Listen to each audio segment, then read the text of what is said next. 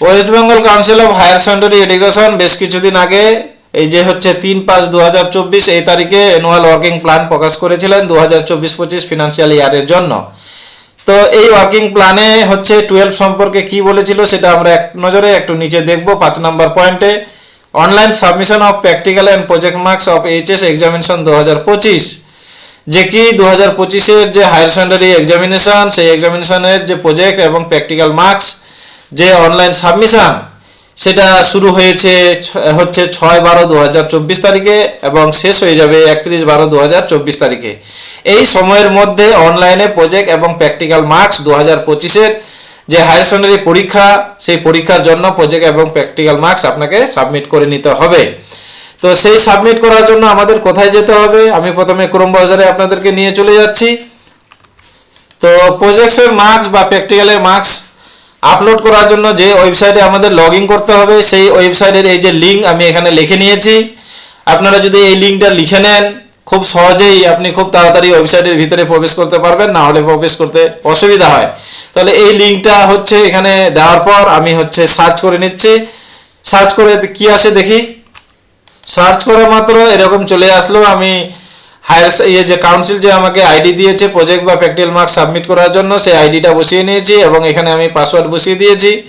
এবার ক্যাপচাটা বসিয়ে দিলাম, লগ ইন করে ভিতরে প্রবেশ করছি। তাহলে লগ ইন করে আমি ভিতরে প্রবেশ করলাম। ডান দিকে দেখেন এটা কিন্তু আপনাদের আসবে না, এটা আমার কাজের সুবিধার জন্য এটা এক সফটওয়্যারের মাধ্যমে আমি নিয়ে এসেছি। বাম দিকে এতগুলো অপশন আপনি পাবেন। এখানে কি কি আছে, প্রথমে আছে মার্কস, মার্কসের আন্ডারে কি কি আছে, সিকিউরিটি আছে, অ্যাডমিন আছে, স্কুল ড্যাশবোর্ড আছে, তারপরে হচ্ছে আবার মার্কস। মার্কসের আন্ডারে কি কি আছে, স্টুডেন্ট ওয়াইজ প্রজেক্ট মার্কস, মানে স্টুডেন্ট ওয়াইজ প্রজেক্ট মার্কস আপনি সাবমিশন করতে পারবেন। তারপরে হলো subject wise project marks submission করতে পারবেন। স্টুডেন্ট ওয়াইজ প্র্যাকটিক্যাল মার্কস এই লিঙ্কে ক্লিক করে আপনি student wise practical marks submit করতে পারবেন। তারপরে হচ্ছে সাবজেক্ট ওয়াইজ প্র্যাকটিক্যাল মার্কস এই লিঙ্কে ক্লিক করে আপনি সাবমিট করতে পারবেন। সেই মার্কসগুলো যদি ভুল ভ্রান্তি হয়ে থাকে তাহলে মডিফাই বা সাবমিট প্রজেক্ট প্র্যাকটিক্যাল মার্কস এখানে ক্লিক করে আপনি মডিফাই করতে পারবেন বা এডিট করতে পারবেন মার্কসগুলোকে। এবার এটা ক্লিক করে আপনি ফাইনাল রিপোর্টটা পেয়ে যাবেন। তারপর ভিউ প্রজেক্ট মার্কস, আপনি প্রজেক্ট মার্কস যা করলেন সেটা ভিউ করার জন্য দেখার জন্য এখানে ক্লিক করবেন এই লিঙ্কে, এবং ভিউ প্র্যাকটিক্যাল মার্কস দেখার জন্য আপনি এখানে ক্লিক করবেন। কোনো স্টুডেন্টের নাম যদি আপনার এখানে ক্লিক করে যদি কোনো স্টুডেন্টের নাম ছাড়া পড়ে থাকে, যদি না আসে তাহলে এই নিউ স্টুডেন্টের ঘরে ক্লিক করবেন। আমি ক্লিক করে নিউ স্টুডেন্টে একটু আপনাদেরকে দেখিয়ে দিচ্ছি। তাহলে ওই স্টুডেন্টের হচ্ছে তথ্য দিয়ে ওই স্টুডেন্টকে আপনি অ্যাড করে নেবেন। তাহলে আমি নিউ স্টুডেন্টেই প্রথমে ক্লিক করছি। তো নিউ স্টুডেন্টে ক্লিক করে এরকম অপশন আসলো, আপনি এখানে রেজিস্টার নাম্বার বসিয়ে দিবেন, রেজিস্ট্রেশন নাম্বার। যে স্টুডেন্ট আপনার লিস্টে নেই তার রেজিস্ট্রেশন নাম্বার বসাবেন এবং তার এখানে নাম বসিয়ে নেবেন। নাম বসিয়ে নেওয়ার পর আপনি একটু ইনসার্ট করে নেবেন। এখানে ভুল বললাম, এখানে রেজিস্ট্রেশন নাম্বারটা এখানে বসাবেন, এখানে রেজিস্ট্রেশন নাম্বারটা বসাবেন এবং এখানে স্টুডেন্টের নাম বসাবেন। নাম বসানোর পর ইনসার্ট করে নেবেন। এভাবে ওই স্টুডেন্টকে আপনি যুক্ত করে নেবেন। এবার আমি চলে যাচ্ছি স্টুডেন্ট ওয়াইজ প্রজেক্ট মার্কস এই লিঙ্কে ক্লিক করে নিচ্ছি, দেখি কি আসে।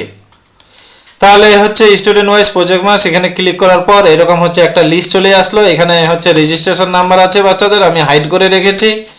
এখানে স্টুডেন্ট কোড আছে, সেটাও আমি হাইড করে রেখেছি। এখানে স্টুডেন্টের নাম রয়েছে, এখানে স্টুডেন্টের গার্জেন নাম রয়েছে। এখানে হচ্ছে স্ট্যাটাস দেখাচ্ছে পেন্ডিং। তা এই যে ধরেন যে ঘনশ্যাম বর্মন এর যদি আমি মার্কস প্রজেক্টের যে মার্কস সেটা যদি এন্ট্রি করতে চাই তাহলে এই মার্কস এই অপশনে আমাকে ক্লিক করে নিতে হবে। তাহলে আমি এখানে ক্লিক করে নিচ্ছি, দেখি ক্লিক করার পর কি আসে। তো ক্লিক করার পর এরকম হচ্ছে অপশন চলে আসলো।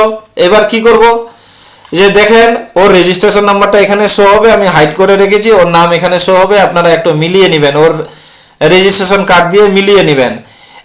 এবং এই যে ঘনশ্যাম বর্মন এ যখন রেজিস্ট্রেশন করেছিল সে কি কি সাবজেক্ট নিয়েছিল সেই সাবজেক্টগুলো এখানে শো হচ্ছে, সেই কোড শো হচ্ছে এবং এখানে সাবজেক্ট নাম শো হচ্ছে। আমরা জানি সবাই প্রজেক্টের যে ফুল মার্কস সেটা হলো 20 করে।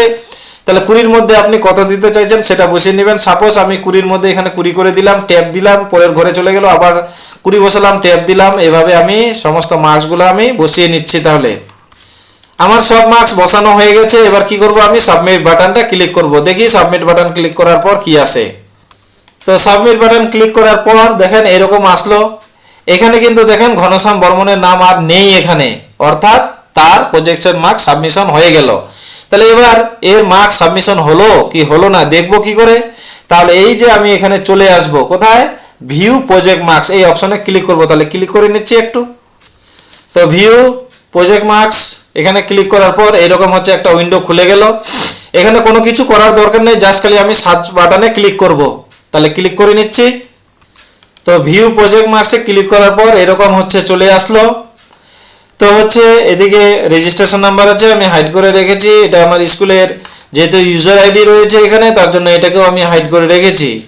এবার কথা হচ্ছে কোন সময়ে আমি সাবমিট করলাম সেটা হচ্ছে শো হচ্ছে, দেখেন কোন সময়ে সাবমিট করেছি সেটা শো হচ্ছে এখানে। তাহলে দেখেন এখানে হচ্ছে ভিউ প্রজেক্ট মার্কস, এখানে ক্লিক করার পর এরকম হচ্ছে একটা পেজ ওপেন হয়ে গেল। এখানে রেজিস্ট্রেশন নাম্বারগুলোকে আমি হাইড করে রেখেছি। এখানে বাচ্চাদের নাম চলে এসেছে। এবার এখানে হচ্ছে আমি এটাকেও হাইড করে রেখেছি। এখানে কার মাধ্যমে এন্টার্ড হলো সেই আইডিটা এখানে আছে। কারো যদি মডিফাই করা থাকে তাহলে তার আইডিটা এখানে চলে আসবে। এবার দেখেন ঘনশ্যাম হচ্ছে বর্মনের আমি 6টা সাবজেক্টে প্রজেক্ট মার্কস দিয়েছি, তার জন্য এভাবে এসেছে।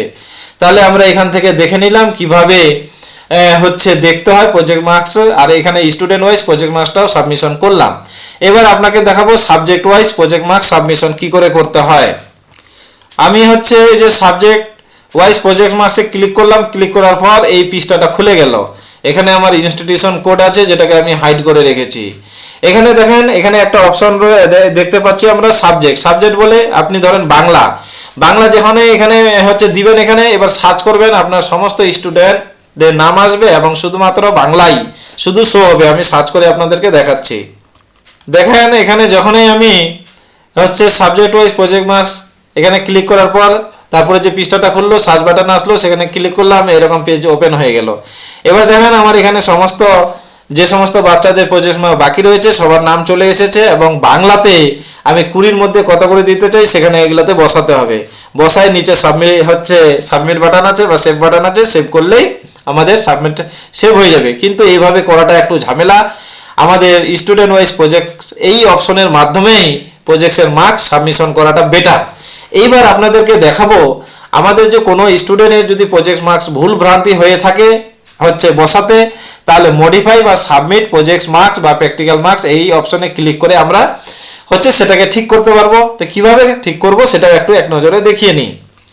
এই যে দেখেন, তাহলে আমি হচ্ছে মডিফাই বা সাবমিট প্রজেক্টস বা প্র্যাকটিক্যাল মার্কস এখানে ক্লিক করলাম। ক্লিক করার পর এরকম হচ্ছে যে সমস্ত বাচ্চাদের আমি প্রজেক্টের মার্কস সাবমিট করেছি তাদের হচ্ছে সবার নাম চলে এসেছে। এখানে একটা বাচ্চা, বাকি সবগুলা নিচে আছে।